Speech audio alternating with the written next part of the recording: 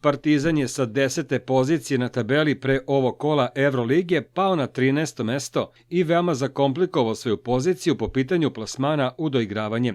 Crno-beli do kraja elitnog takmičenja dočekuju Valenciju 12. aprila u poslednjem kolu, pre toga putuju u Berlin na Megdan Albi. Partizan se bori za plasman od 7. do 10. mesta, a za ulazak u play-in postoje brojne kalkulacije. Međutim, bez pobeda u posljednja dva duela nema ni nade za nastavak takmičenja na evroligaškoj sceni. Inače, za 10. mesto, posljednje koje vodi u borbu za plasman u play-off, trenutno konkuriše čak 6 klubova. To su Efes, zatim Žalgiris, Olimpija, Partizan i Valencija, koji imaju po 14 pobeda, a šansu za pomenutu poziciju ima i Bayern. Inače, u duelu 9. i 10. ekipe u play-inu poraženi završava takmičenje. Pobednik igra sa poraženim iz duela 7. i 8. Pobednik tog dodatnog meča ide na Real, koji je već obezbedio prvu poziciju na kraju regularnog dela sezone. Onaj ko pobedi u duelu 8. i 7. ide na drugoplasiranog. Tu poziciju trenutno dele Barcelona i Monaco.